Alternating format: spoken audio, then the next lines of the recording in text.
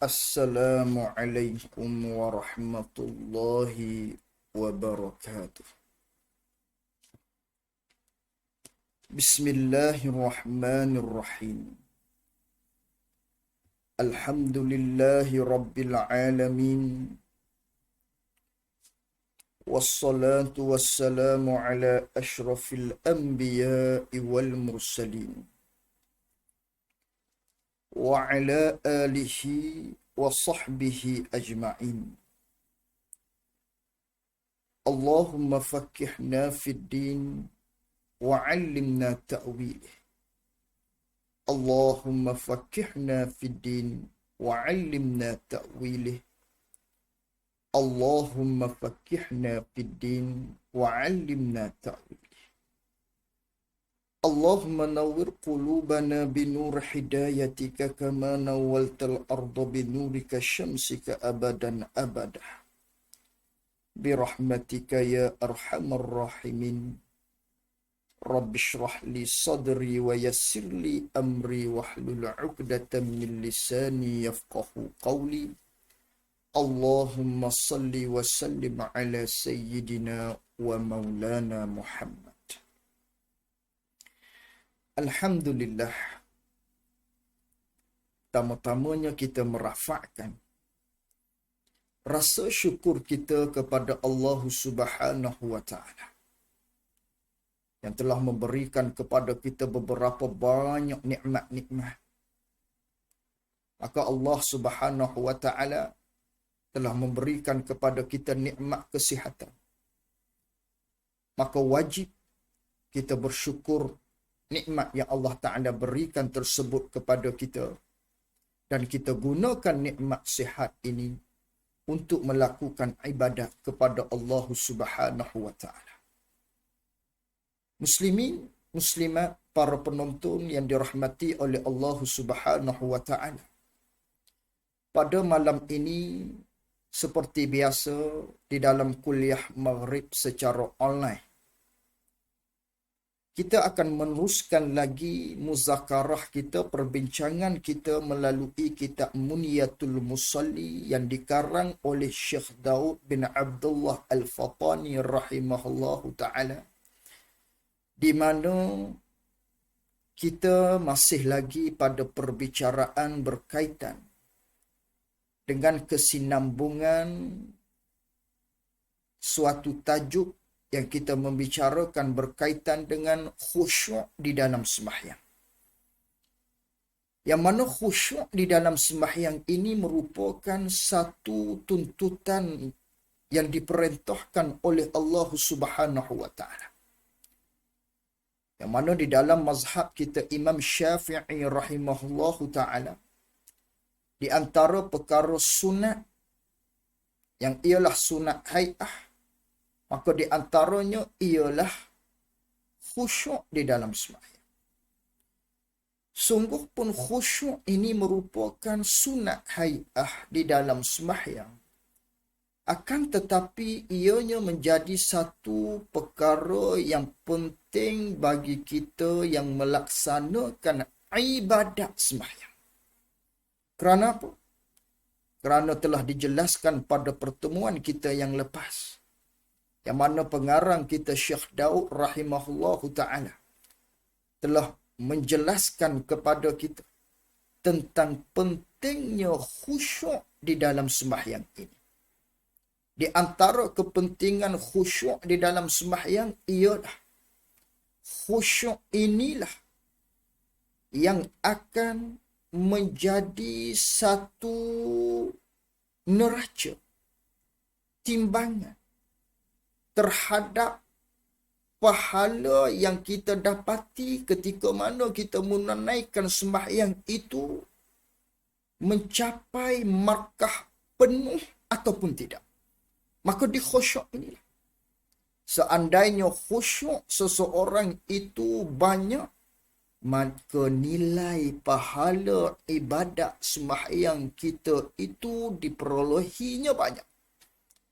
Sebaliknya, sekiranya khusyuk kita sewaktu kita melaksanakan ibadat sembahyang itu rendah, maka nilai pahala ibadat sembahyang yang kita laksanakan mendapat sedikit.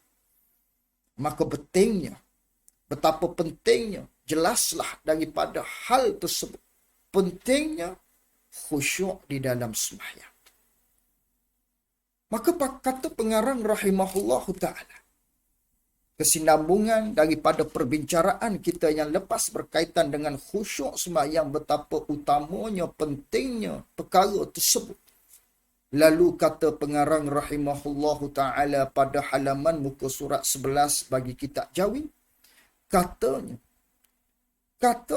pengarang Syekh Daud rahimahullah ta'ala, maka ijtihad olehmu, hei orang yang berkehendak akan lazat munajatkan akan Tuhannya, Tuhan bagi orang. Kata pengarang rahimahullah ta'ala, hendaklah ijtihad oleh, maka ijtihad olehmu, maka bersungguh-sungguh olehmu, hei orang-orang yang berkeinginan, wahai orang-orang yang nak, yang mahukan akan lazat, akan kemanisan, akan kesedapan ketika mana dia munajat akan Tuhannya, iaitu di dalam sembahyang. Kena ijtihad. Perlu bersungguh-sungguh bagi mereka yang nak kepada manisnya ketika mana dia bermunajat kepada Allah di dalam sembahyang. Ketika mana dia bercakap-cakap dengan Allah ketika mana dia berada di dalam sembahyang. Kerana sembahyang itu kita munajat dengan Allah. Kita bercakap-cakap dengan Allah. Maka sembahyang ialah munajat seorang hamba kepada Allah, kepada Sang Pencipta. Maka munajatnya kita kepada Allah ialah sembahyang. Ialah ketika mana kita melaksanakan sembahyang. Itulah munajat kita. Bercakapnya kita dengan Allah Subhanahu wa ta'ala. Iaitu ketika mana kita melakukan ibadat sembahyang. Maka untuk mendapatkan manisnya sembahyang munajat kita kepada Allah, untuk mendapatkan sedapnya ketika mana kita munajat kepada Allah, untuk mendapatkan kemanisan tersebut, maka perlu kita ijtihad. Perlu untuk kita bersungguh-sungguh untuk mendapatkan perkara tersebut, untuk mendapatkan manis tersebut. Maka bagaimanakah manis ketika mana kita menunaikan sembahyang itu? Bagaimanakah rasa sedapnya, lazatnya ketika mana kita sembahyang yang merupakan sembahyang itu munajat kita kepada Allah, bercakap-cakapnya kita kepada Allah, nak mendapatkan lazat tu bagaimana? Maka yang ni tahapannya tidak sama. Orang ni si A, manih dia ketika mana dia sembahyang, ketika mana dia bermunajat kepada Allah, ketika mana berada di dalam sembahyang, tak sama dengan si B. Si B tak sama dengan si A. Si C tak sama dengan si A. Antara satu sama lain, hakikat manis tersebut tak sama. Maka orang yang mendapat kemanisan, dia tahulah. Orang yang tak dapat kemanisan ketika mana berada di dalam sembahyang yang merupakan sembahyang itu munajat seorang hamba kepada Allah, maka dia tak tahulah. Malam yadhuq lam yadri. Siapa yang tidak rasai, maka dia tak tahu. Kita makan budu, oh sedap budu ni. Orang tanya kita, sedap ke budu ni? Sedap. Rasa macam mana? Oh manis. Rasa begian. Dia tak rasa. Tak sama yang merasai dengan orang yang tak rasai. Walau dia kata, oh sedap rupa-rupanya budu ni. Tapi tak sama. Dia hanya tahu dengan cara orang bagi tahu. Ada pohon ni dia rasai betul. Maka malam yadhuq lam yadri. Mereka yang tidak merasai, tak kecapi, maka dia tak tahu. Maka begitulah seseorang yang telah sampai kepada manisnya ketika mana dia bermunajat kepada Allah, di dalam sembahyang, maka dia tahulah betapa manisnya, sedapnya dia menunaikan ibadat sembahyang tersebut.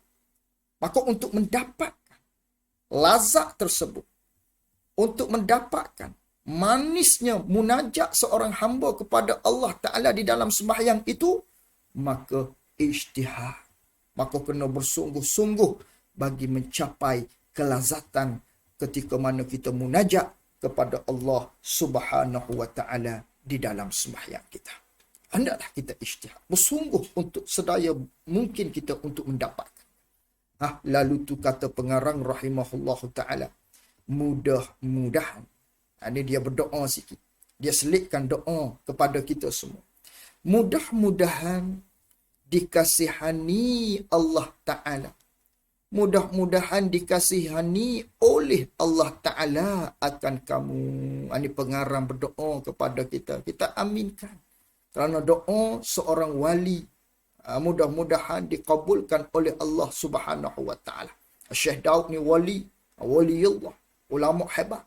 Maka dia berdoa kepada kita, kita amin. Dia doa kepada kita, ya Tuhanku, hei Allah, mu kasihanilah akan mereka tu. Lalu tu kita amin. Mudah-mudahan kita dapat untuk lazat munajat kepada Allah Subhanahu wa Ta'ala di dalam sembahyang. Tapi kita kena bersungguh-sungguh untuk mendapatkannya. Maka kena bersungguh-sungguh ni macam mana untuk mendapatkan lazat munajat kepada Allah di dalam sembahyang ni? Maka hendaklah kita untuk mendapatkan manis ketika mana kita berada di dalam sembahyang. Yang di antara manis kelazatan munajat seorang hamba kepada Allah di dalam sembahyang ni, di antaranya dia duduk tertunggu-tunggu. Bila nak sembahyang? Itu di antara setengah rasa manis. Maknanya seseorang itu telah merasapi di dalam hatinya sedapnya sembahyang. Sehingga kan dia rasa nak sembahyang. Tertunggu-tunggu bila pula nak sembahyang nanti. Tertunggu-tunggu bila akan datang sembahyang pula, nak sembahyang pula. Nak sembahyang, nak solat. Itu ada rasa manis. Itu di antara ciri-ciri. Maka kita kena ijtihad bersungguh untuk mendapatkan. Maka bagaimana? Maka hendaklah kita ijtihad seboleh-bolehnya ijtihad. Maka hendaklah kita bersungguh-sungguh sedaya upaya kita untuk mendapatkan ijtihad. Hendaklah kita bersungguh-sungguh semampu kita, sekuasa kita, setakat-setakat yang kita mampu, yang sehabis-habis mampu usaha untuk mendapatkannya. Hendaklah kita bersungguh-sungguh seboleh-bolehnya. Seboleh-bolehnya pada khusyuk dan hadir hati dan ikhlaskan akan hati, ikhlaskan khusyuk hadir tadi bagi Allah Subhanahu wa Ta'ala. Kena bersungguh-sungguh semampu-mampu mungkin kita. Sedaya upaya kita, seusaha mungkin kita, sedapat kita, yang paling tinggi sekali bagi kita, hak kita boleh dapat, kita hendaklah khusyuk, usaha untuk hadir hati, usaha untuk mengikhlaskan hati kita bagi Allah Subhanahu wa Ta'ala. Ini cara untuk kita mendapatkan lazat manisnya kesedapan ketika mana kita munajat kepada Allah. Yang pertama, ijtihad sedaya upaya kita. Berusaha semampu kita. Setinggi-tinggi usaha kita pada mencapai khusyuk, hadir hati, ikhlaskan hati kita bagi Allah Subhanahu wa Ta'ala ketika mana kita sembahyang. Bersihkan hati kita hanya kepada Allah. Khusyuk hati kita ketika mana kita sembahyang. Hadirkan hati kita ketika mana kita sembahyang. Inilah di antara cara untuk mendapatkan lazat ketika mana kita sembahyang, ketika mana kita menunaikan ibadat sembahyang, yang mana ibadat sembahyang itu ialah munajat seorang hamba akan Tuhannya. Itu yang pertama.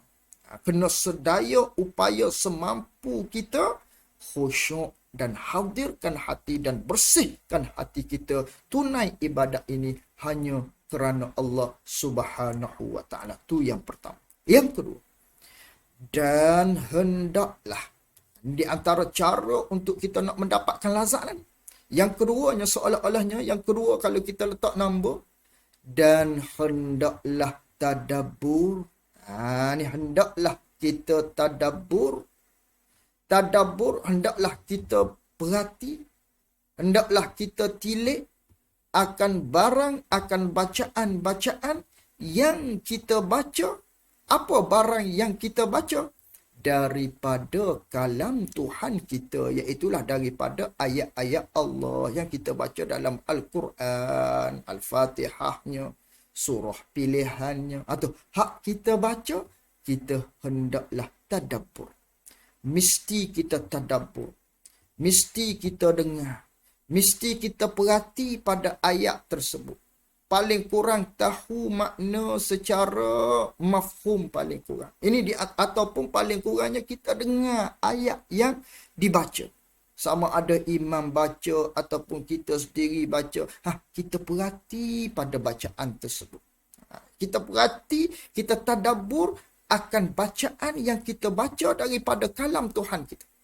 Jadi kita tadabbur barang yang kita baca tu, bacaan-bacaan yang kita baca tu, hak di dalam sembahyang. Ini cara yang kedua untuk kita mendapatkan lazat, untuk kita mendapatkan kemanisan, kesedapan, manisnya munajat kita kepada Allah ketika mana kita melaksanakan ibadat sembahyang.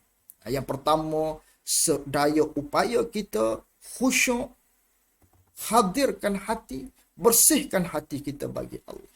Yang kedua, kita tadabbur, perhatikan bacaan, setiap bacaan-bacaan kita daripada kalam Allah yang kita baca di dalam sembahyang. Lalu, dan jangan bersegera. Ini seolah-olahnya yang ketiga. Dan jangan bersegera untuk mencapai manisnya, lazatnya kita ketika mana kita sembahyang, munajat kita kepada Allah. Yang ketiganya, untuk mendapatkan perkara tersebut, jangan bersegera. Jangan kita belurak. Jangan kita bergaduh. Jangan kita tergopoh gapah. Gitu. Terlalu cepat. Jangan bersegera apabila membaca segala bacaannya, bacaan bagi sembahyang. Jangan kita gopoh. Jangan kita jangan kita gopoh, jangan kita bersegera, jangan kita terlalu cepat. Kalau terlalu cepat, macam mana kita nak tadabbur? Jangan kita bersegera, jangan kita bercepatan apabila membaca segala bacaannya, bacaan bagi seseorang itu di dalam sembahyang. Jangan. Kerana apa? Maka bahawasanya, elak pada kata jangan kita bersegera. Sebab apa jangan bersegera? Jangan tergopoh gapah apabila membaca segala bacaan-bacaan di dalam sembahyang tadi. Maka bahawasanya, yakni maka kerana bahawasanya, atau fa'innahu, maka kerana bahawasanya tiada dapat tadabbur, tak boleh kita nak perhatikan bacaan-bacaan kita tu, yang kita baca di dalam sembahyang tu, serta bersegera. Dengan bersegera pada bacaan, tak boleh. Fatihah senafah misalnya. Bismillahirrahmanirrahim, senafah. Cepatnya baca. Macam mana kita nak menghadirkan hati kita untuk kita tadabbur, perhatikan tiap-tiap bacaan kita? Tak boleh lah. Maka orang tersebut, kalaulah baca cepat, maknanya kita bacaan kita tak digopoh kita baca, maka sembahyang kita tak akan dapat kelazatan. Untuk mendapat lazat munajat kita kepada Allah, mestilah jangan kita bersegera, hendaklah kita tenang. Dengan kata lain, hendaklah kita tenang ketika mana kita membaca ayat-ayat Al-Quran di dalam sembahyang. Barulah kita dapat tadabbur, perhati maknanya bacaan yang kita baca. Barulah kita dapat hayati bacaan yang kita baca. Itu tiga. Untuk mendapat lazat manis ketika mana kita munajat kepada Allah. Tiga. Habis itu. Dan apabila rukuk, yakni apabila rukuk ia seseorang, dan sujud ia seseorang, maka hendaklah tetapkan serta tamak ninah. Hendaklah kita tetapkan. Hendaklah kita maknanya tetapkan segala anggota kita. Maka hendaklah tetapkan, yakni hendaklah kita tetapkan segala anggota kita serta tamak ninah. Apabila kita rokok, ini dia ajar kita ni. Dia ajar kita supaya kita tadi ni khusyuk, hadir hati kita ketika mana kita sembahyang. Dan juga maknanya apa lagi tadi? Dan juga kita dapat baca dengan tenang. Maknanya apabila kita rokok, apabila kita sujud, hendaklah kita tetapkan anggota hak kita buat ni, hak kita duk rokok sujud ni, tetapkan dia serta tamak ninah. Kena ada tamak ninah. Kena ada tamak ninah. Dan jangan engkau pagukkan, jangan engkau pagukkan seperti paguk ayam. Ini dia banding.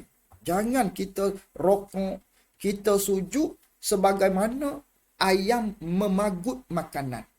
Makanan kalau kita lempar kepada ayam, mulut ayam macam mana? Tepip naik. Tepip naik lagi.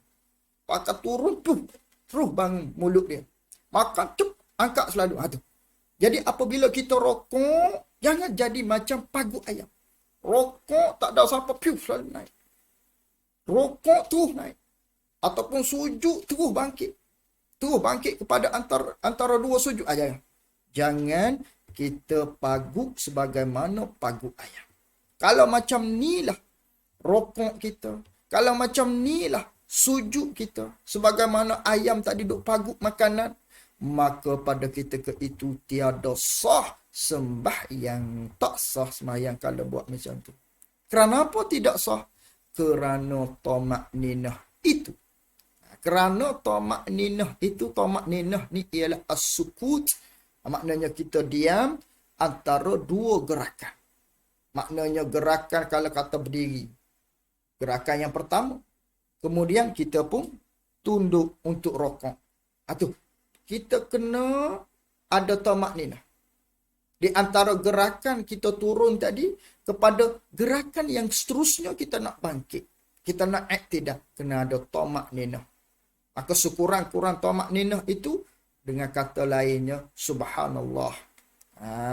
Dobik dianya subhanallah. Sekejap aja. Maknanya kita tetapkan anggota kita tu. Itu panggil tamak ninah. Maka kalaulah sembahyang kita, rokok kita, perbuatan sujud kita ini sebagaimana ayam paguk makanan cepat, maknanya tak ada tamak ninah, maka pada ketika itu tiada sah sembahyang kita. Kerana apa? Kerana tamak ninah itu ialah rukun sembahyang. Kerana rukun sembahyang tamak ninah telah kita pelajari pada bab rukun sembahyang yang telah kita jelaskan panjang lebar pada pertemuan kita yang telah lalu. Jadi tamak ninah ni ialah rukun sembahyang. Maka tak sah kalau kita sembahyang seumpama tu. Seumpama ayam tadi duduk paguk makanan cepat tanpa ada tamak ninah. Tidak sah. Tiada sah sembahyang tu. Kata tak sah sembahyang tu. Sembahyang sebagaimana maknanya sebagaimana bandingnya paguk ayam tadi tanpa ada tamak ninah tu. Tak sah sembahyang tu. Sama ada fardunya fardu bagi sembahyang atau sunatnya sunat bagi sembahyang. Tak sah tu sama ada sembahyang fardu ataupun sembahyang sunat. Hak sembahyang fardu, sembahyang sunat yang mana dengan ketiadaan tamak ninah tak sah. Sama ada sembahyang tu sembahyang fardu ataupun sembahyang itu ialah sembahyang sunat. Tak sah kalau tanpa ada tamak ninah. Kalau tanpa ada tamak ninah. Kerana apa tak sah? Kerana orang yang tiada. Kerana bermula orang yang tiada sempurnakan rukuknya rukuk bagi seseorang. Kerana bermula orang yang tiada sempurnakan rukuknya rukuk seseorang dan sujudnya sujud seseorang. Mereka-mereka yang tak sempurnakan rukuknya. Mereka-mereka yang tak sempurnakan sujudnya. Yang mana mereka itu tidak ada tamak ninah tadi. Yang mana mereka itu tidak ada tamak ninah di dalam sujud, di dalam rukuk. Maka orang ni tidak sempurna rukuknya dan tak sempurna sujudnya. Manakala tak sempurna rukuk, tak sempurna sujud, tidak ada tamak ninah dalam rukuk, tidak ada tamak ninah di dalam sujud, dan khusyuknya pun tak sempurna. Di dalam sembahyangnya itu. Tak sempurnalah khusyuk dia. Maka orang yang tidak sempurna rukuk, orang yang tidak sempurna sujud, maka orang ni ialah dinamakan orang yang mencuri. Oh, nama orang mencuri orang tu. Kata begini ni ambil daripada mana? Seperti barang, seperti riwayat yang disebut pada hadis. Sebagaimana yang disebut oleh Nabi sallallahu alaihi wasallam. Yang mana Nabi sallallahu alaihi wasallam bersabda, aswa'un nas, maknanya sejahat-jahat manusia, nisbah curi ni kata Rasulullah, ialah mereka yang mencuri di dalam sembahyang. Nabi kata. Lalu tu sahabat tanya, ya Rasulullah, wa kaifa yasriku min salati? Bagaimana tu curi di dalam sembahyang ni ya Rasulullah? Kami tahulah curi, ambil barang orang, tanpa pengetahuan orang. Ada depan mata kita, kita ambil. Itu panggil mencuri. Tanpa orang tahu. Benda ni orang tak benar. Milik seseorang tersebut, tiba-tiba kita ambil. Dan kita ambil tu tanpa kebenaran dia. Itu nama mencuri. Kami tahulah. Tapi sejahat-jahat mencuri itu ialah mencuri di dalam sembahyang. Bagaimanakah ya Rasulullah? Maka kata Rasulullah sallallahu alaihi wasallam, la yutimmu ruku'aha wa la sujudaha. Iaitulah mereka yang tak sempurnakan rukuknya, tak menyempurnakan sujudnya. Dengan kata lain, tidak ada tamak ninah di dalam sembahyang. Orang ni orang yang mencuri di dalam sembahyang. Kerana sembahyang ni ialah perintah Allah. Allah yang memerintah kita sembahyang. Maka milik Allah. Maka Allah perintah kita supaya kita tamak ninah. Tiba-tiba maknanya kita tidak tamak ninah. Bermakna benda yang Allah tak benar, kita pergi buat. Allah tak benarkan kita, maknanya tak benarkan kita untuk kita tu sembahyang tanpa ada tamak ninah. Yang Allah suruh kita sembahyang dengan tamak ninah. Tiba-tiba kita tak ikut perintah Allah. Allah tak benar, kita buat juga. Iaitulah kita sembahyang tanpa ada tamak ninah. Bermakna kita mencuri. Mencuri. Kita buat satu perkara, ambil satu perkara yang Allah Ta'ala tak benarkan. Allah tak benarkan kita sembahyang dalam keadaan tanpa ada tamak ninah. Di dalam rukuk dan di dalam sujud. Tiba-tiba kita buat. Itu nama mencuri. Nama mencuri, kata Nabi sallallahu alaihi wasallam. Habis kat situ. Dan datang pada hadis bahawasanya orang yang memeliharakan atas seseorang itu, silap. Dan datang pada hadis bahawasanya, yakni oleh bahawasanya, bagi kata datang. Datang tu oleh bahawasanya orang yang memeliharakan atas sembahyang seorang itu. Orang yang memelihara sembahyang, kata Nabi sallallahu alaihi wasallam, dan menyempurnakan ia seseorang akan rukun bagi sembahyang.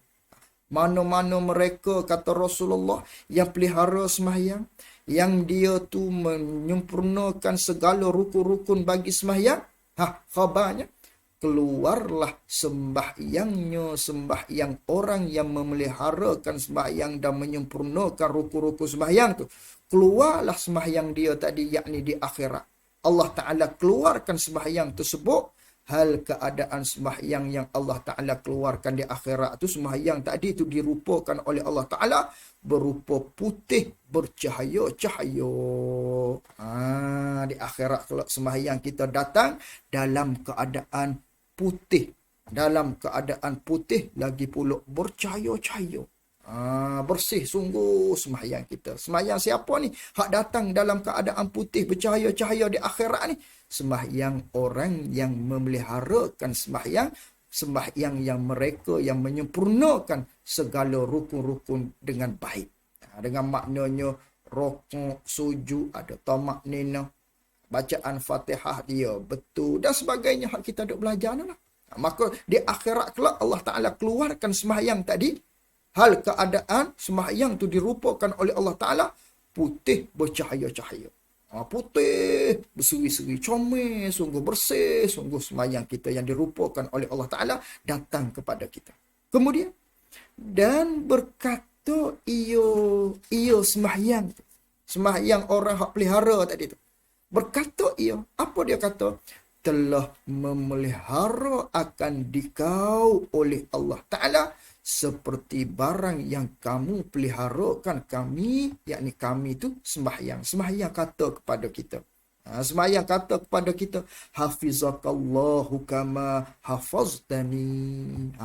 Dia kata kepada kita, yang mana di dunia kita sembahyang, hal keadaan kita menyempurnakan segala rukun-rukunnya.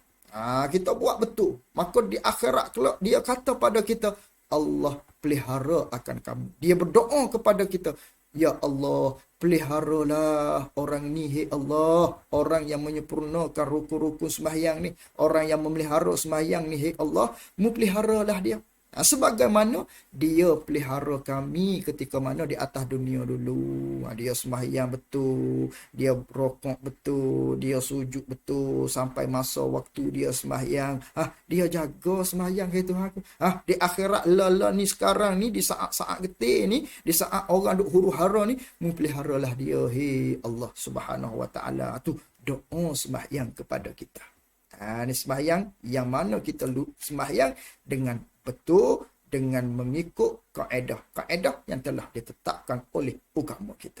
Sebaliknya, dan orang yang tiada menyempurnakan sembahyang, dengan bahawanya tak ada tamak nina, sembahyang dia tak jaga cegelang-cegeluk, ketika tu keluarlah oleh sembahyang itu, sembahyang yang mana sembahyang orang yang tak menyempurnakan, orang yang sembahyang dia tak jaga, dari sudut rukunnya serta sembahyang tu sendiri, sembahyang cegelang-cegeluk, katakan sembahyang tu akan dikeluarkan oleh Allah Ta'ala di akhirat kelak, dirupakan oleh Allah Ta'ala hal keadaan hitam lagi kelam. Allah, buruknya sembahyang kita ketika itu. Cemarnya sembahyang kita pada ketika itu, gelinya sembahyang kita pada ketika itu, yang dirupakan oleh Allah Ta'ala. Hal keadaan hitam sembahyang tersebut datang pada kita. Lalu tu, dan berkata ia sembahyang tadi, sembahyang yang dirupakan oleh Allah Ta'ala yang mari kepada kita hal keadaan hitam dan kelam tu, bagi orang yang tidak jaga sembahyang ni, orang yang tak menyempurnakan sembahyang ni, tak ada rukun, tak jaga rukun-rukun dan sebagainya ni, dia kata telah mengsia-siakan akan dikau oleh Allah seperti barang yang mengsia-siakan akan kami, seperti barang yang mengsia-siakan oleh kamu akan kami. Atau doa sembahyang kita pula kepada orang yang sembahyang yang tidak jaga rukun syarat dan sebagainya tadi. Sembahyang tu berdoa kepada dia, hei Allah Ta'ala, jangan pedulilah orang ni. Sebab apa? Sebagaimana dia dulu, dia telah mengsia-siakan kami, dia telah tak pedulikan kami di saat ni. Mu jangan pedulilah orang ni, hei Allah Subhanahu Wa Ta'ala. Tu doa sembahyang yang mana orang yang tiada menyempurnakan sembahyang tanpa cukup rukun dan juga syarat. Maka sembahyang datang kepada kita di akhirat, dia berdoa kepada kita, hei Allah, jangan peduli orang ni. Sebab apa? Sebab dulu atas dunia dia tak peduli pun kepada kami. Saat ni jangan peduli kepada dia. Itu sembahyang doa kepada Allah kepada kita. Kemudian lepas dia berdoa begitu bagi orang yang sembahyang yang tak jaga ni, kemudian digulungkan akan dia akan sembahyang. Kemudian digulungkan dia akan sembahyang, yakni oleh Allah Ta'ala ataupun oleh malaikat lah. Allah Maha Kuasa, malaikat ke, maka kemudian digulung akan dia akan sembahyang, yakni oleh malaikat ataupun kita kata oleh Allah, kerana Allah kuasa. Seperti menggulung seseorang akan kainnya, kain bagi seseorang kain yang buruk. Bandingnya serupa seperti kita gulung kain lah. Kita gulung, lipat gulung kain. Kain yang buruk tu, lalu tu maka dipukul dengan dia, dengan sembahyang yang digulung seperti gulung seorang akan kain yang buruk tadi, dipukulkan akan mukanya. Dipukul oleh malaikat dengan gulungan sembahyang kita yang seolah-olah kalau nisbah dunia agak kita gulung kain buruk. Maka dipukul kita di atas muka oleh malaikat dengan sembahyang yang telah digulungkan tadi. Masya Allah. Sebab tu kita kena jaga tamakninah tadi. Kita kena jaga sembahyang kita. Hendaklah kita sembahyang jangan seperti kita nak paguk sebagaimana paguk ayam tadi. Jangan macam tu. Kena jaga. Ini sembahyang kita akan dirupakan oleh Allah Ta'ala di akhirat kelak. Habis kat situ. Dan lagi disebut pada hadis, sungguhnya, ini riwayat yang lain pula, sungguhnya sembahyang itu, kata Rasulullah, sungguhnya sembahyang itu innamas salah, sembahyang itu sesungguhnya menetapkan segala anggota dan kelakuan bagi sembahyang. Innamas salah tamaskunun wa tawadu'un wa tadarru'un, kata Rasulullah. Sesungguhnya sembahyang itu ialah menetapkan, mesti kena tetapkan segala anggota dan kelakuan kita di dalam sembahyang, kena ada tamakninah. Dan sembahyang itu mesti mengkhusyuk akan dia, akan sembahyang. Dan sembahyang itu mesti menghuduk akan dia, akan sembahyang. Mesti kita kena khusyuk di dalam sembahyang, mesti kita kena rendah diri, rupa kehambaan kita di dalam sembahyang, dan mesti kita tetapkan tamakninah di dalam sembahyang, kata Nabi sallallahu alaihi wasallam. Habis. Dan tak kala melihat oleh Nabi sallallahu alaihi wasallam akan seorang laki-laki. Satu ketika Rasulullah sallallahu alaihi wasallam dia lihat seorang laki-laki bermain-main dengan janggutnya, janggut bagi laki-laki, dia bermain-main di dalam sembahyang. Dia di dalam sembahyang. Lalu tu dia duk bermain-main. Nabi nampak dia duk bermain-main janggut dia tadi. Maka dah begitu, maka sabda Nabi sallallahu alaihi wasallam, jikalau khusyuk, yakni setelah daripada selesai sembahyang lah, Nabi kata, jikalau khusyuk hati laki-laki ini, kata Rasulullah, nescaya khusyuk segala anggota bagi laki-laki itu. Jadi Nabi kata, kalaulah hati dia tu khusyuk, yang mana sembahyang ni, kata Rasul, kena menetapkan anggota, mesti kena ada khusyuk. Tiba-tiba terjadi pada sahabat tu, maknanya Nabi tengok dia bermain-main dengan janggut dia. Lalu tu Nabi kata, kalaulah khusyuk hati, yang mana khusyuk hati ni suatu perkara yang dituntut di dalam agama kita, di dalam sembahyang, maka jikalau khusyuklah hati dia, nescaya khusyuk anggota hati. Apa anggota dia?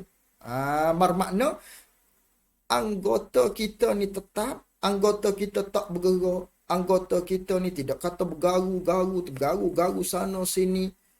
Maknanya kalaulah kita tidak berkelakuan begitu, itulah tanda kita khusyuk di dalam sembahyang. Hati kita tu khusyuk. Kalaulah duk bermain-main, tangan kita duk bermain janggut, main hidung, katakan garu, rasa sedikit, rasa garu. Ini tidak ada lazat di dalam sembahyang, orang tersebut rasa gatal pun rasa. Jadi garu. Kalaulah maknanya tengok televisyen, benda-benda yang minat, nyamuk mari gigit, tak ada pun rasa nak garu-garu tadi. Tak terasa. Sebab apa? Manis, sedapnya, asyiknya duk tengok televisyen. Tapi dalam sembahyang mula, mari nyamuk, rasa nak garu dan sebagainya. Ini tidak ada lazat di dalam sembahyang. Maka kata Rasulullah, orang yang hati khusyuk, maka anggota dia akan tetap. Khusyuk maknanya tetap.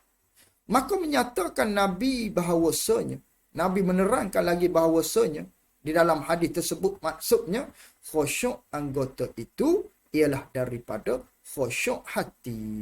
Dan tiada sempurna sembahyang dengan ketiadaannya ketiadaan khusyuk. Maknanya, khusyuk anggota kita, tetap anggota kita itu, itulah menandanya hati kita tu khusyuk. Maka kalaulah kita tidak khusyuk di dalam sembahyang, maka sembahyang kita itu tidak sempurna. Habis kat situ. Dan adalah salafus salih. Wallahu a'lam wa ilmuhu wa atam. Jazakumullahu khairan jazak. Assalamualaikum warahmatullahi wabarakatuh.